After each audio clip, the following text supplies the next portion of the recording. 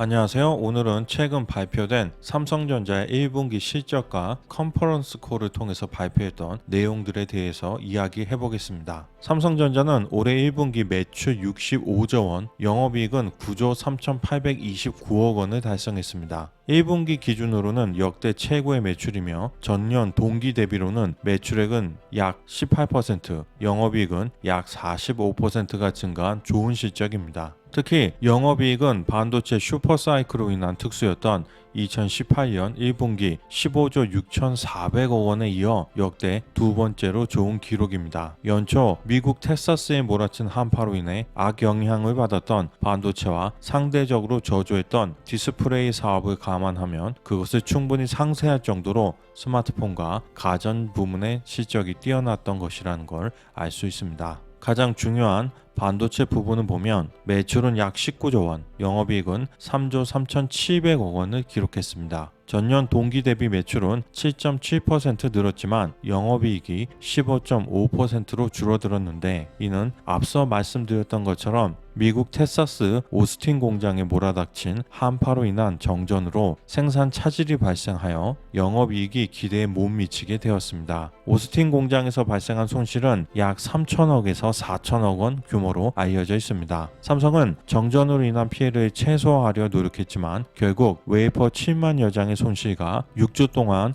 가동 중단을 할 수밖에 없었다고 합니다. 지난해 2, 3, 4분기에는 5조에서 6조 원대 영업이익을 달성했던 것을 감안하면 매우 아쉬운 결과라고 할 수 있겠습니다. 또한 낸드 프레시 가격 하락도 반도체 사업부 실적에 악영향을 끼친 요인 중의 하나입니다. 반면 스마트폰 사업을 담당하는 IM 부분은 매출은 29조 2,100억 원, 영업이익은 4조 3,900억 원이라는 호실적을 달성했습니다. 갤럭시 S21의 판매 호조와 언택트 환경으로 인한 태블릿과 노트북 등의 제품이 인기를 끌면서 수익성을 높일 수 있었던 것으로 보여집니다. 디스플레이는 매출 6조 9,200억 원, 영업이익은 3,600억 원을 달성했습니다. 계절적인 비수기이자 LCD 산업에서 중국과 대만의 맹추격으로 인해 이익이 점점 줄고 있는 모습입니다. 한 가지 희망적인 건 OLED 가동률이 점점 개선되고 있다는 것입니다.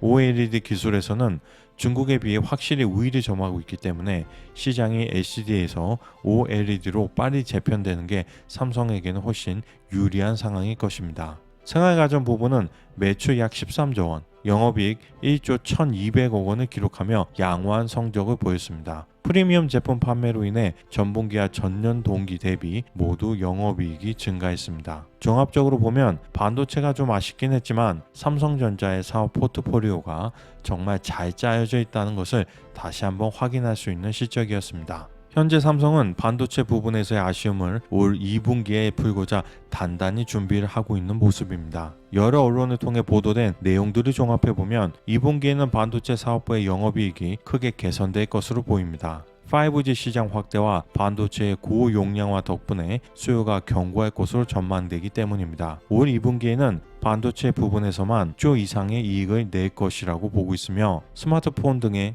IM 사업부는 약 3조 원, 디스플레이는 3천억 원, 가전이 약 1조 원, 하만이 약 2천억 원으로 전체 영업이익은 10조 원을 돌파할 가능성이 매우 높습니다. 2021년 전체 영업이익 추정치는 반도체가 약 25조 원, IM이 14조 원, 디스플레이가 3조 원, 생활가전 약 3조 7천억 원, 하만이 7천억 원으로 46조 원을 거뜬히 넘을 수 있을 것으로 보입니다. 또한 2018년 메모리 슈퍼사이클 당시 D램의 영업이익은 70%, 낸드는 53%에 달했지만 현재 영업이익은 D램이 34%, 낸드는 10%로 낮아진 상태입니다. 따라서 올해 하반기부터 다시 한번 메모리 반도체 슈퍼사이클이 온다면 반도체 사업부의 영업이익은 25조 원을 능가할 가능성도 충분히 있습니다.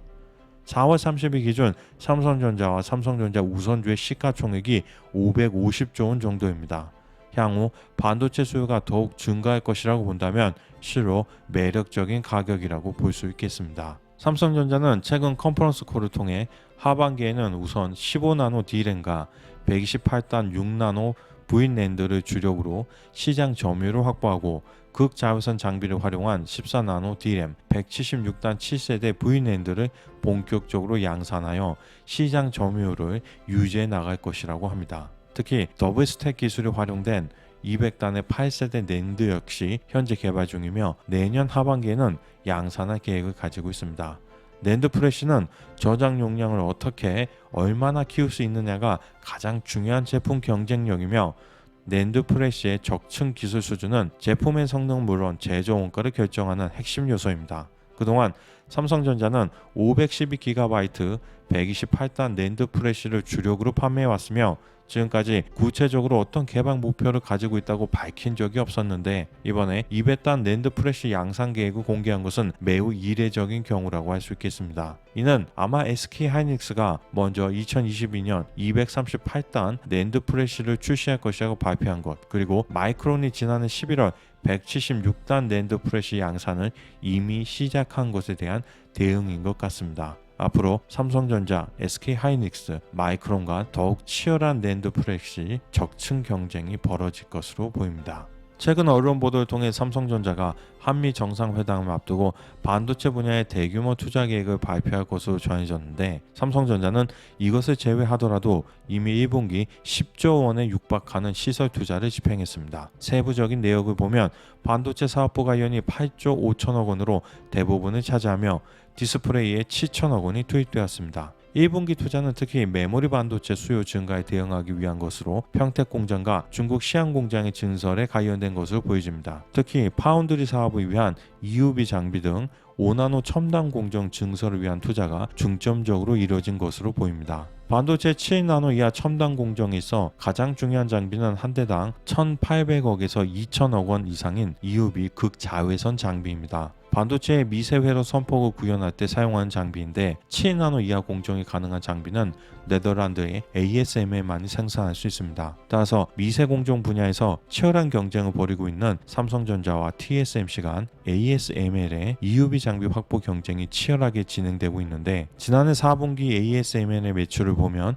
TSMC를 포함한 대만 기업이 39%로 31%인 한국을 크게 앞서 있었지만 올해 1분기에는 한국으로 판매한 비율이 44%로 43%인 대만보다 많았습니다. 이는 EUV 장비 확보의 중요성을 고려한 이재용 삼성전자 부회장이 지난해 10월 직접 네덜란드의 ASML 본사를 방문했기 때문으로 보여집니다. 마지막으로 삼성전자가 왜 중국 시안에 반도체 공장을 지었냐고 의아하게 생각하시는 분들이 있는데 여기에는 몇 가지 이유가 있습니다. 먼저 삼성전자는 중국에 막대한 수량을 판매하고 있기 때문에 중국의 공장을 지으라는 요구를 마냥 무시할 수는 없었기 때문입니다. 또한 중국에서는 D램 등 첨단 반도체 공장을 건설해주기 원했지만 삼성 시안 공장에서는 낸드 프레시만을 생산하고 있습니다. 중국이 가장 원하는 기술이 아닌 것입니다. 시스템 반도체에 비하면 상대적으로 중요성이 떨어지는 기술이라고 할 수 있겠습니다. 마지막으로 입지적인 면은 중국 시진핑 주석의 고향이 바로 시안이기 때문에 그곳에 건설했던 것입니다.